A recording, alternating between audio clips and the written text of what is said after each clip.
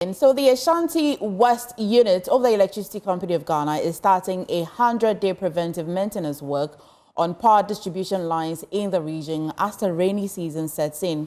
The 3-month maintenance exercise is part of efforts by the power distribution company to ensure sustained power supply to homes and businesses even during rainstorms. The company is also mounting a clampdown on persons, especially scrap dealers, who steal electricity installations, which consequently affect energy supply to the region. There's more in this report.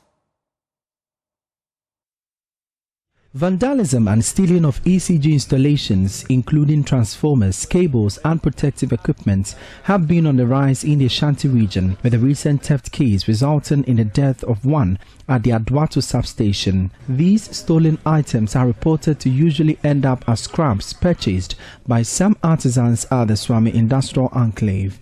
The ECG, on the public sensitization mission, engaged artisans of the Ghana National Association of Garages at the country's largest auto mechanic village. The exercise is part of frantic efforts by the ECG to clamp down on the illegal activities. Manager for the Ashanti West region of the ECG, Engineer George Amwa, highlighted the negative impact of the illicit activity on the operations of the power distributor.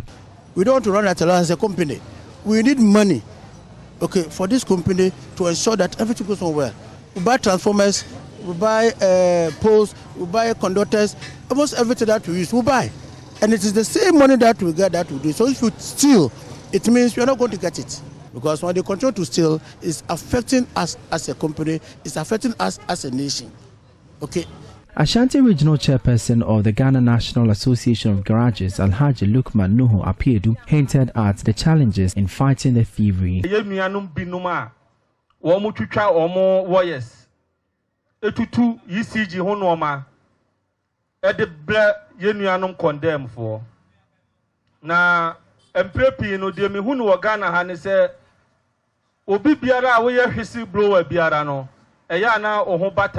The scrap dealers begin to attack those of us who find out they are selling illegal items like the ECG installations. This is preventing a lot of people from reporting cases of thievery like these.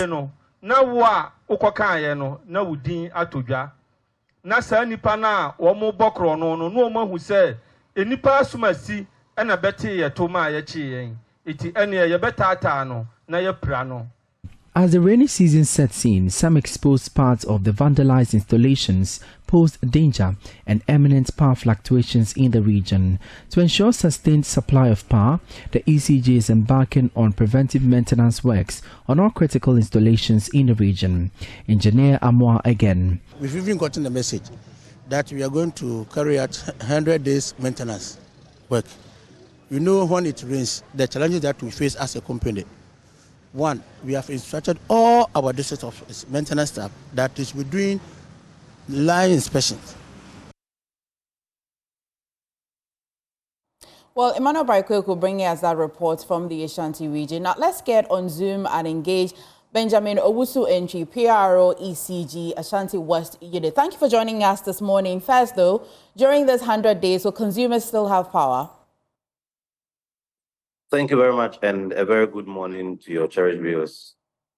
During this 100 days maintenance, in areas whereby we would have to curtail power supply to enable us to undertake these maintenance activities, the PRC, in fact, enjoys us to issue a 3-day notice in such instances. So definitely, whereby we will need to curtail power supply to work on some of our high voltage lines, definitely we'll inform our cherished customers 3 days ahead of time to enable them plan their activities.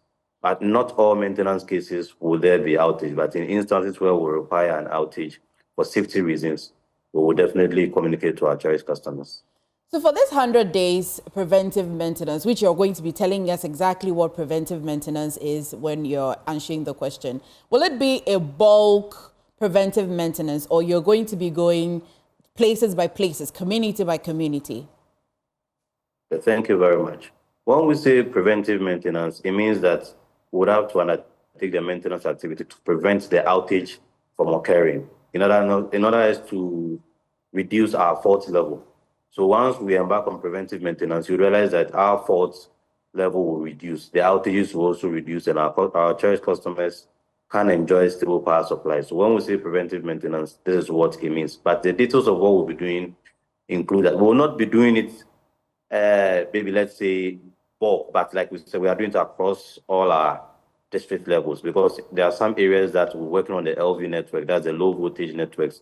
In some areas, we're working on the sub-transmission network. In some areas, we're working on the distribution lines, that's the feeders as well. So it's case by case basis. For example, there are areas whereby we've identified SAC conductors, whereby you realize the conductors on the high tension poles are very low, that the clearance between that and even individuals are not that much. So definitely will require an outage to use the draw vice to draw the line, to string the line, to tension the line. We'll do operate tension as well to make sure the line is stable. We know when the conductors are sacked like that and then there is any heavy windstorm, you see the lines clashing against each other. That normally results in an outage as well. There are areas where we've identified that some of the feeders going there are quite overloaded. For example, when we look at areas like the Ochi, Bofuedu, and Pami, those enclaves, we have about 3 distribution lines serving that area, but the rate at which the area is developing is very high, that if we are not careful, the 3 distribution lines might not meet that demand. So as part of efforts, we are constructing a new line over there to ensure that we relieve the load. So once that happens, you realize that when the rains set in, any wind that comes, the lines will be able to withstand it because we've been able to relieve that existing feeder as well. So definitely we are constructing a new line that we hope to complete by June as well. Areas like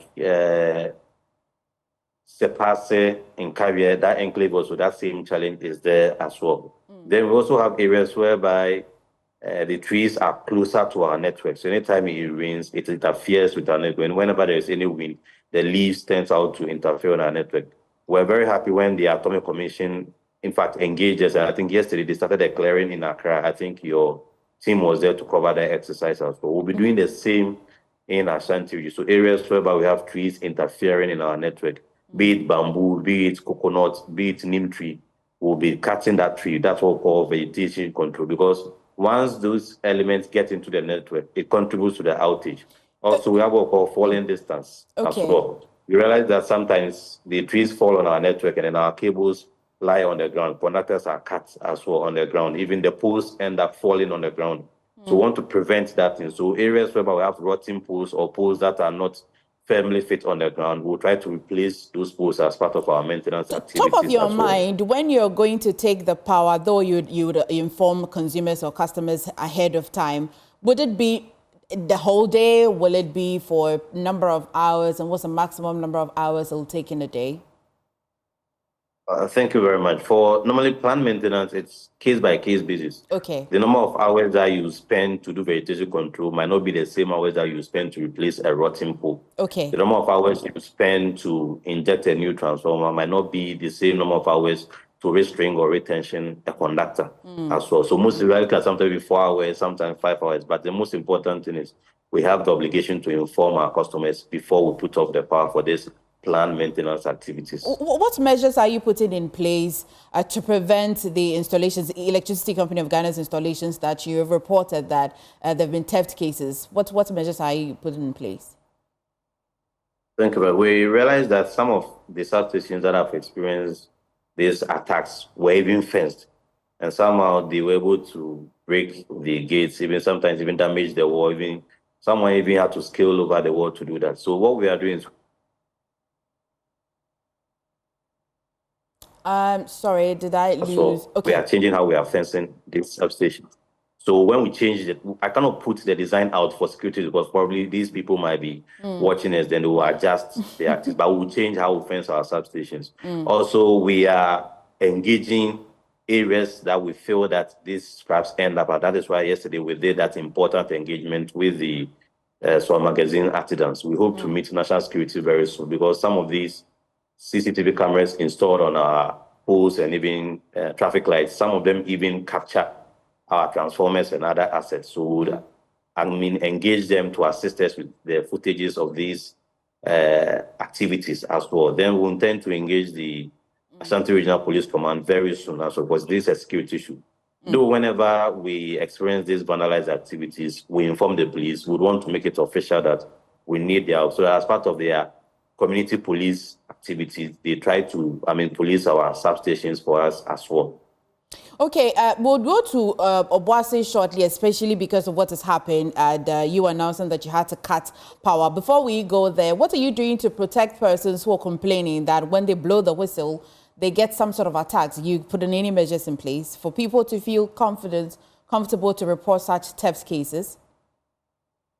Thank you very much. What we want to assure the general public is that not just even the vandalized activity, but even in illegal connection, we humbly appeal to the general public to assist us. What we'll do is that we'll never give out the name of the whistleblower to the general public. Our staff are quite professional to do that. That is why when you look at our core values, the P stands for professionalism. We will never, reveal the identity of whoever that gives us the information. And even for illegal connection, there's even an incentive, 6% commission for the whistleblower as well. So we humbly appeal to the general public to take advantage of this activity. They should rest assured that ECG as a company will never disclose their identity to the general public. Right. Again, so management of the Ghana Grid Company, of course, and Electricity Company of Ghana, you're saying that you're working to quickly restore power to Obuasi and its environs after fire gutted one of the substations and its enclave. This happened yesterday around 9 p.m. The fire outbreak you've also reported from the Obuasi substation has resulted to cutting of power supply. What's the situation today?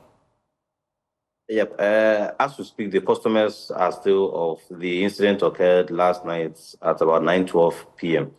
At the Gridco box supply point. And the box supply point is very significant in our operations because that is where ECG normally meets Gridco to take power supply from and then distribute to our church customers via our feeders, our distribution lines, and then sometimes the sub-transmission lines as well. So once the box supply point is affected, customers in our near the Biase district and Obuasi district will be affected because that is where they take power supply from. So what we know now is that the fire supply gutted some equipment at the Gridco end of the BSP.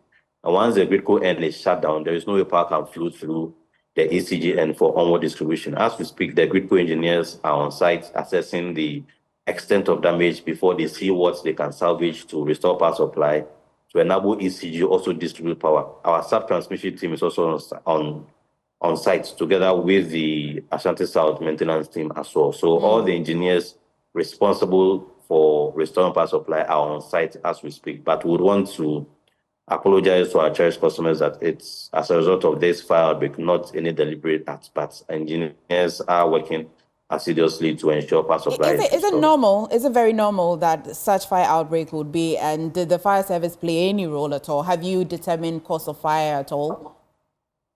As we speak, from our engagement with Gridco, they use the Anglo-Good fire service people over there to douse the fire last night. We are yet to conduct preliminary investigations to reveal the cause of fire because right now our focus is rectifying the problem to restore power supply to our church customers because we know livelihoods are affected as a result of this activity. You know, there are hospitals in the enclave, schools as well, businesses as well. So we want to move in quickly to restore power supply. Thank you for joining me this morning, Benjamin Owusu-Antwi. He is PRO ECG Ashanti West Unit. Thank you for joining us. And you...